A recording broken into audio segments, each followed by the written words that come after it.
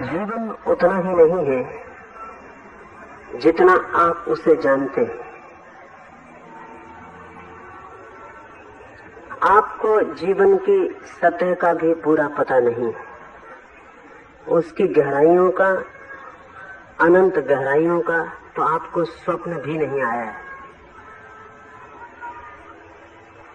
लेकिन आपने मान रखा है कि आप जैसे हैं वो होने का अंत है। अगर ऐसा आपने मान रखा है कि आप जैसे हैं वही होने का अंत है, तो फिर आपके जीवन में आनंद की कोई संभावना नहीं। फिर आप नरक में ही जिएंगे और नरक में ही समाप्त होंगे। जीवन बहुत ज्यादा है, लेकिन उस ज्यादा जीवन को जानने के लिए ज्यादा खुला हृदय चाहिए। जीवन अनंत है, पर उस अनंत को देखने के लिए बंद आंखें काम न देंगी।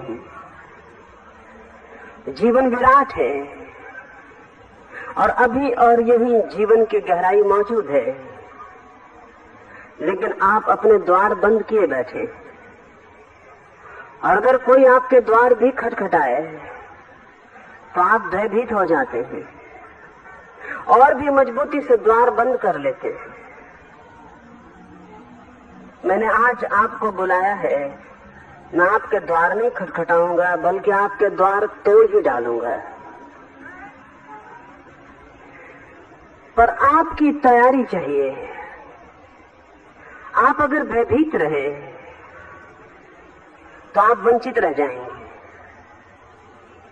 भय से अगर आपने आंखें बंद रखी तो सूरज निकलेगा भी तो भी आपके लिए नहीं निकलेगा, आप अंधेरे में ही रह जाएंगे। ये प्रयोग तो साहस का प्रयोग है और केवल उन लोगों के लिए है जो अपने से ऊब चुके हैं भली भांति और जो अपने से अच्छी तरह परेशान हो चुके हैं और जिन्होंने ये भली भांति समझ लिया है कि जैसे वे हैं वैसे ही रहने से कोई भी मार्ग नहीं,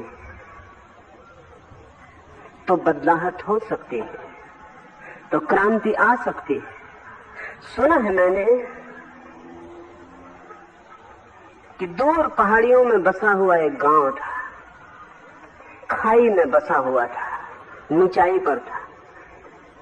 वर्षा आती, नदियों में बाढ़ आती, गांव के घर बह जाते, खेती बाड़ी नष्ट हो जाती, जानवर बह जाते, बच्चे डूब जाते। झंझावात आते, आंधियां आती, पहाड़ से पत्थर गिरते, लोग दब जाते और मर जाते। उस गांव की जिंदगी बड़े कष्ट में थी। जिंदगी थी ही नहीं, बस मौत से लड़ने का ही नाम जिंदगी था। कभी वर्षा सताती, कभी तूफान सताते और जीना दुभर था। लेकिन उस पहाड़ी गांव के लोग मानते थे कि यही ढंग है एक जीने का, क्योंकि बचपन से वे इसी ढंग से परिचित थे। उनके बाप दादे भी ऐसे जिए थे और उनके बाप दादों के बाप दादे भी ऐसे ही जिए थे। यही मुसीबत उनकी कथाओं में थी, यही बाढ़ों का आना और डूब जाना और पत्थरों का गिरना और मौत घटित होना और जूझते जूझते जन्मना और जूझते जूझते मर जाना, यही उनके सारे पुराण थे। लेकिन एक बार एक भटकता हुआ यात्री उस पहाड़ी गांव में पहुंच गया और उसने कहा कि तुम नासमझ हो, तुम्हारी समस्याओं को हल करने का ये कोई उपाय नहीं। तुम थोड़े अपने मकान ऊंचाइयों पर बनाओ, इस खाई खंदक को छोड़ो और इतने सुंदर पहाड़ तुम्हारे चारों तरफ हैं, इनके उतार पर अपने मकान बनाओ। गांव के लोगों ने पूछा, क्या उससे हमारी समस्याएं हल हो जाएंगी? क्योंकि ऊंचे मकान बनाने से समस्याओं का क्या हल होगा? वर्षा तो आएगी, तूफान तो होंगे, नदियां तो बहेंगी, ये तो नहीं रुक जाएंगी। उनका सवाल ठीक था, लेकिन उस यात्री ने हंस के कहा कि तुम घबराओ मत, तुम्हारी समस्याएं बदल जाएंगी क्योंकि तुम ऊंचाई पर चले जाओगे। तुम ऊंचाई पर हो इसलिए समस्याएं हैं, और यही नीचाई पर रह के अगर तुम समस्याओं को हल करना चाहते हो तो तुम कभी हल न कर पाओगे। गांव के लोग हिम्मत पर रहे होंगे, बड़ी हिम्मत की जरूरत है पुरानी आदतों को बदलने